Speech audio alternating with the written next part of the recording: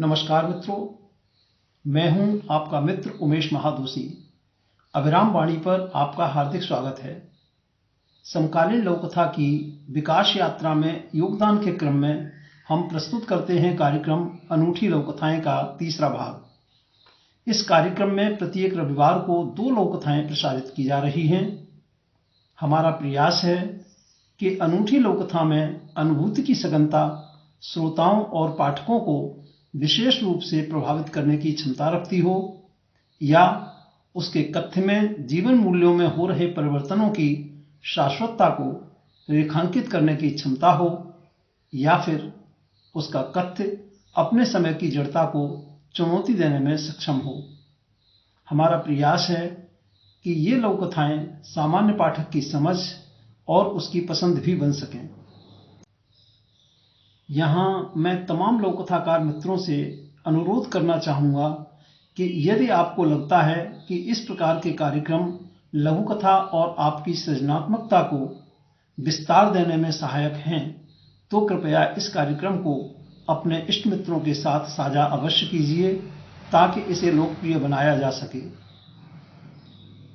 तो प्रस्तुत है अनूठी लघुकथाएं कार्यक्रम के तीसरे भाग में आज की प्रस्तुति। इस प्रस्तुति में 2 लघुकथाएं शामिल हैं जिनका वाचन उमेश महादोशी यानी मेरे द्वारा किया गया है। आज की पहली लघुकथा है चर्चित लघुकथाकार सुश्री संतोष श्रीवास्तव जी की रोबोट, और दूसरी लघुकथा है श्री रामकरण जी की निष्कर्ष। संतोष जी एवं रामकरण जी दोनों की लघुकथाएं अभिराम साहित्यिकी के अक्टूबर-दिसंबर 2021 अंक में शामिल हैं। तो पहले प्रस्तुत है संतोष श्रीवास्तव जी की लघुकथा रोबोट। अमेरिका के बोस्टन से लौटकर वह खाना खाते हुए पत्नी को बतला रहा था, पता है, अमेरिका में अब रेस्तरां में रोबोट ग्राहकों का ऑर्डर भी लेंगे और परोसेंगे भी। पत्नी ने मटर पनीर की सब्जी उसे परोसते हुए आश्चर्य से पूछा, क्या वाकई? हाँ, ये रोबोट्स 5 बैटरियों से चलेंगे। इनकी कीमत 74 लाख रुपए है। नींबू दो यार, अभी लाई, कहती हुई पत्नी किचन में गई और प्लेट में नींबू काट कर ले आई, साथ में गर्म फुल्का भी। पति ने सब्जी में नींबू निचोड़ते हुए कहा, रोबोट से सेवा लेने के लिए ग्राहक को कंप्यूटर पर लॉगिन करवाया जाता है, तब उसके सामने एक कस्टमाइज्ड टेबल कुर्सी खुल जाती है। ग्राहक के उस कुर्सी पर बैठते ही रोबोट ऑर्डर लेता है, किचन तक पहुंचाता है और रोबोटिक सर्वर के द्वारा उसका ऑर्डर टेबल पर सर्व हो जाता है। वाह, जीना कितना आसान! मुझे तो ये बेस्ट ऑफ मनी लगा। मनुष्य मशीन हो गया है। यार, पापड़ और हरी मिर्च भी लाओ ना। पत्नी पापड़ सेंकने किचन की ओर जाने लगी। जाती हुई पत्नी को देखकर उसने पलकें झपकाई। तो यह थी सुश्री संतोष श्रीवास्तव जी की लघुकथा रोबोट। और अब प्रस्तुत है श्री रामकरण जी की लघुकथा निष्कर्ष। किशन और अखिल बहुत दिनों बाद एकाएक मिल गए थे। रेस्टोरेंट में चाय पीने चले गए। बातों बातों में किशन ने बताया, आजकल बहुत परेशान हूं। अखिल ने पूछा, क्या हुआ? वह बोला, भाभी बीमार हैं। अखिल ने कहा, मेरे लायक कुछ हो तो बताना। कई दिन हो गए। एक दिन किशन का फोन आया। बोला, खून की जरूरत है, कोई व्यवस्था हो सकती है?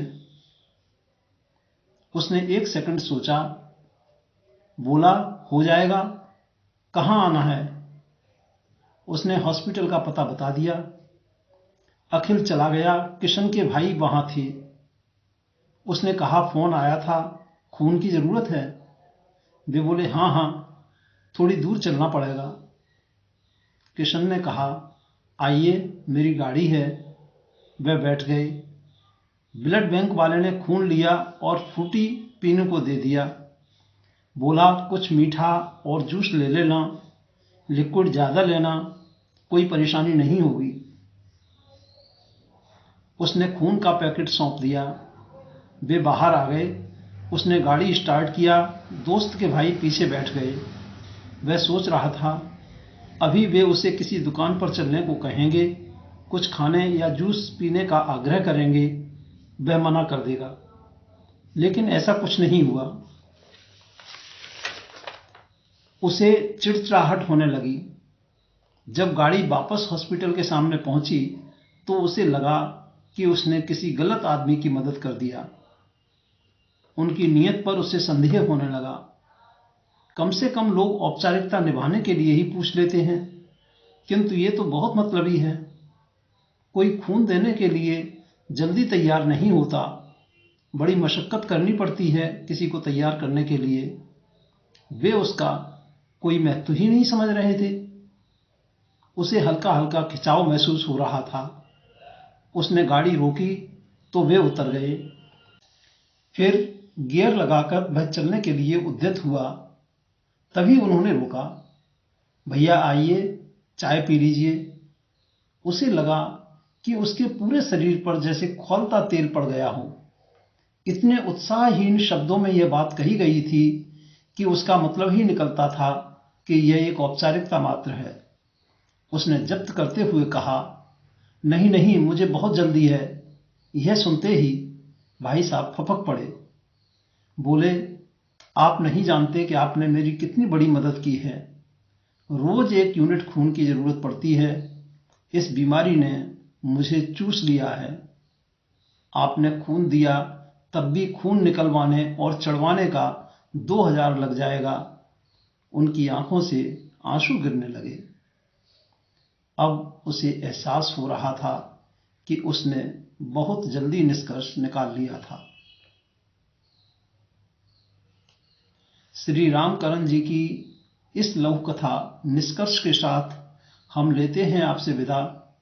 आगामी रविवार को फिर मिलेंगे अनूठी लोक कथाएं कार्यक्रम की श्रृंखला को आगे बढ़ाने के लिए।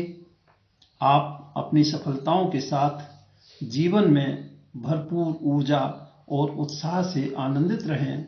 हार्दिक शुभकामनाएं। नमस्कार मित्रों।